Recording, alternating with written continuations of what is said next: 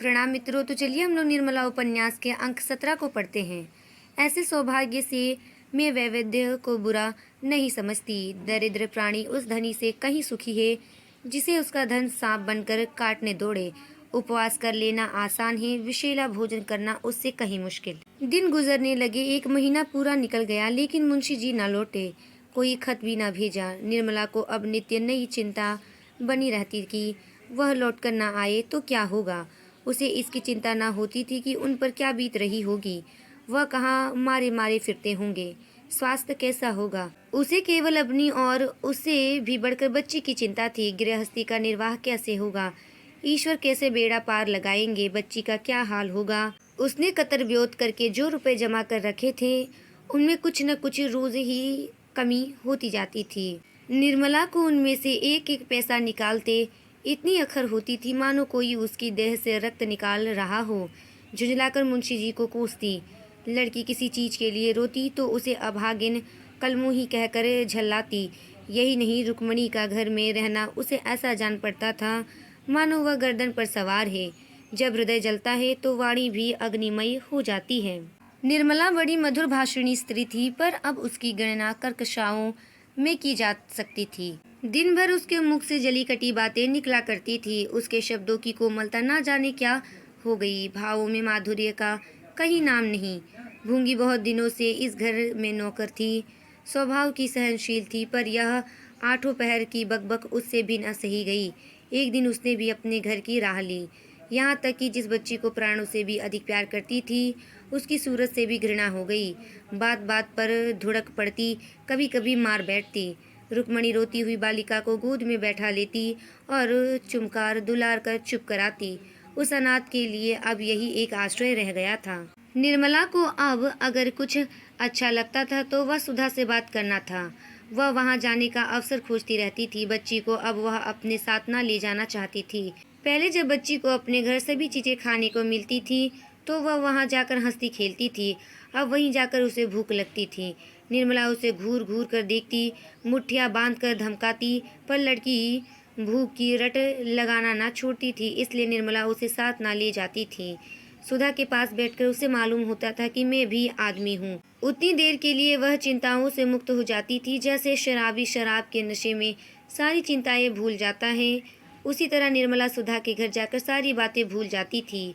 उसने उसे उसके घर पर देखा हो, वह उसे यहाँ देखकर चकित रह जाता। वही कर्कशा कटुभाषिणी स्त्री यहाँ आकर हास्य विनोद और सौंदर्य और माधुर्य की पुतली बन जाती थी। यौवन काल की स्वाभाविक वृत्तियां अपने घर का रास्ता बंद पाकर यहाँ किलोले करने लगती थी। यहाँ आते वक्त वह मांग चोटी कपड़े लत्ते से लेस होकर आती और यथासाध्य अपनी विपत्ति कथा को मन ही में रखती थी। वह यहाँ रोने के लिए नहीं, हंसने के लिए आती थी, पर कदाचित उसके भाग्य में यह सुख भी नहीं बंधा था। निर्मला मामूली तौर से दोपहर को या तीसरे पहर में सुधा के घर जाया करती थी। एक दिन उसका जी इतना उबा कि सवेरे ही जा पहुंची। सुधा नदी स्नान करने गई थी। डॉक्टर साहब अस्पताल जाने के लिए कपड़े पहन रहे थे। मेहरी अपने काम धंधे में लगी हुई थी। निर्मला अपनी सहेली के कमरे में जाकर निश्चिंत बैठ गई। उसने समझा सुधा कोई काम कर रही होगी, अभी आती होगी। जब बैठे 2-3 मिनट गुजर गए तो उसने अलमारी से तस्वीरों की एक किताब उतार ली और केश खोल पलंग पर लेटकर चित्र देखने लगी। इसी बीच डॉक्टर साहब को किसी ज़रूरत से सुधा के कमरे में आना पड़ा। वे अपनी ऐनक ढूंढते फिरते थे। बेधड़क अंदर चले आए। निर्मला द्वार की ओर केश खोले लेटी हुई थी। डॉक्टर साहब को देखते ही चौंक कर उठ बैठी और सिर ढांकती हुई चारपाई से उतरकर खड़ी हो गई। डॉक्टर साहब ने लौटते हुए चीक के पास खड़े होकर कहा, क्षमा करना निर्मला, मुझे मालूम ना था कि यहाँ हो। मेरी ऐनक मेरे कमरे में नहीं मिल रही है, न जाने कहाँ उतार कर रख दी थी। मैंने समझा शायद यहाँ हो। निर्मला ने चारपाई के सिरहाने आले पर निगाह डाली तो ऐनक की डिबिया दिखाई। उसने आगे बढ़कर डिबिया उतार ली और सिर झुकाए दे समेटे संकोच से डॉक्टर साहब की ओर हाथ बढ़ाया। डॉक्टर साहब ने निर्मला को 2-1 बार पहले भी देखा था, पर इस समय के से भाव कभी उसके मन में न आए थे। जिस ज्वाला को वह बरसों से हृदय में दबाए हुए थे, वह आज पवन का झोंका पाकर दहक उठी। उन्होंने ऐनक लेने के लिए हाथ बढ़ाया तो हाथ कांप रहा था। ऐनक लेकर भी वह बाहर ना गए, बल्कि वहीं खोए हुए से खड़े रहे। निर्मला ने इस एकांत से भयभीत होकर पूछा, सुधा कहीं गई है क्या? डॉक्टर साहब ने सिर झुकाए हुए जवाब दिया, हाँ, जरा स्नान करने चली गई है। फिर भी डॉक्टर साहब बाहर ना गए, वहीं खड़े रहे। निर्मला ने फिर पूछा, कब तक आएगी? डॉक्टर साहब ने सिर झुकाए हुए कहा, आती होगी। फिर भी वह बाहर नहीं आए। उनके मन में घोर द्वंद्व मचा हुआ था। औचित्य का बंधन नहीं, भीरुता का कच्चा धागा उनकी जान को रोके हुए था। निर्मला ने कहा, कहीं घूमने घामने लगी होंगी, मैं भी इस वक्त जाती हूँ। भीरुता का कच्चा धागा भी टूट गया। नदी के कगार पर पहुंचकर भागती हुई सेना में अद्भुत शक्ति आ जाती है। डॉक्टर साहब ने सिर उठाकर निर्मला को देखा और अनुराग में डूबे हुए स्वर में बोले, नहीं निर्मला, अब आती ही होगी, अभी ना जाओ। रोज सुधा की खातिर बैठती हो, आज मेरी खातिर बैठो। बताओ कब तक इस आग में जला करूँ? सत्य कहता हूँ निर्मला। निर्मला ने कुछ और नहीं सुना। उसे ऐसा जान पड़ा मानो सारी पृथ्वी चक्कर खा रही है, मानो उसके प्राणों पर सहस्रों वज्रों का आघात हो रहा है। उसने जल्दी से अलगनी पर लटकी हुई अपनी चादर उतार ली और बिना मुंह से एक शब्द निकाले कमरे से निकल गई। डॉक्टर साहब खिसियाए हुए से रोना मुंह बनाए खड़े रहे। उसको रोकने की या कुछ कहने की हिम्मत ना पड़ी। निर्मला ज्यों ही द्वार पर पहुंची, उसने सुधा को तांगे से उतरते देखा। सुधा उसे देखती ही जल्दी से उतरकर उसकी ओर लपकी और कुछ पूछना चाहती थी, मगर निर्मला ने उसे अवसर ना दिया।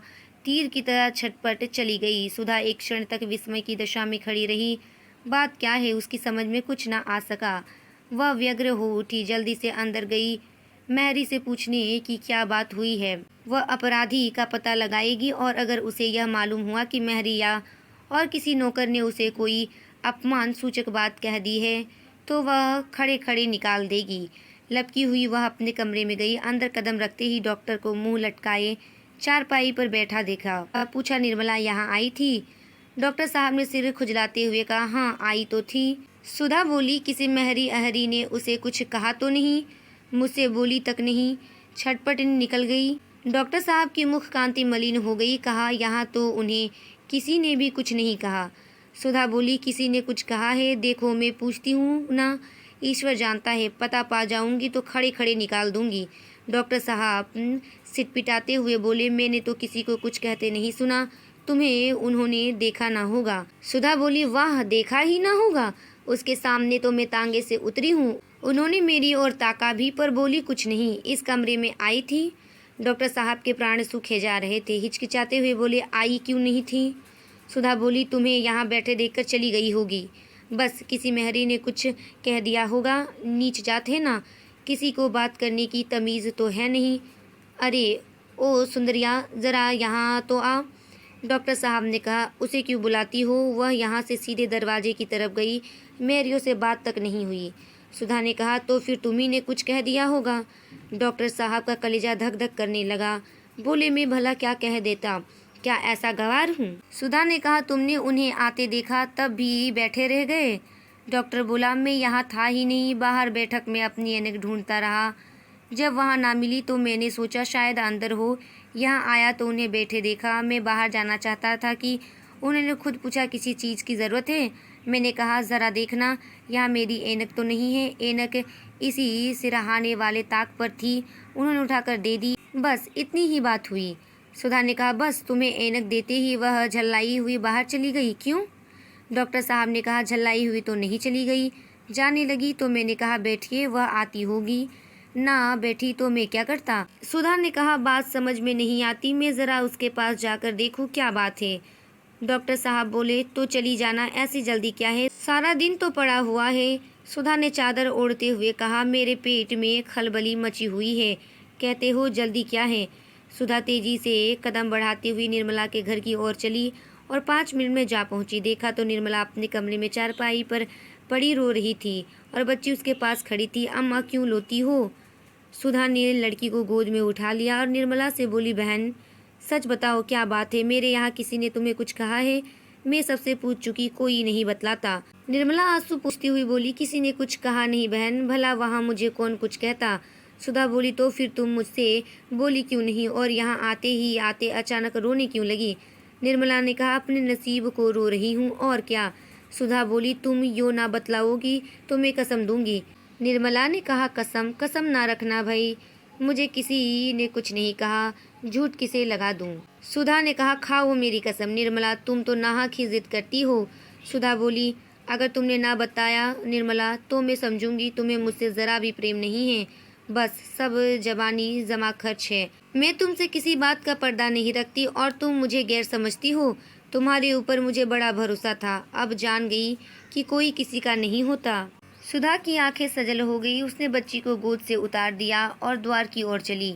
निर्मला ने उठकर उसका हाथ पकड़ लिया। रोती हुई बोली, सुधा मैं तुम्हारे पैर पड़ती हूँ, मत पूछो, सुनकर दुख होगा और शायद मैं फिर तुम्हें अपना मुंह ना दिखा सकूं। मैं अभागिनी ना होती तो यह दिन ही क्यों देखती। अब तो ईश्वर से यही प्रार्थना है कि संसार से मुझे उठा ले। अभी यह दुर्गति हो रही है तो आगे ना जाने और क्या क्या होगा। इन शब्दों में जो संकेत था वह बुद्धिमती सुधा से छिपा ना रह सका। वह समझ गई कि डॉक्टर साहब ने कुछ छेड़छाड़ की है।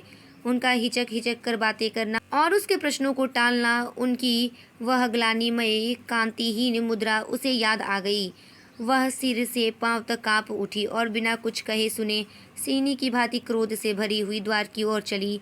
निर्मला ने उसे रोकना चाहा पर रोक न सकी। देखते देखते वह सड़क पर आ गई और घर की ओर चली।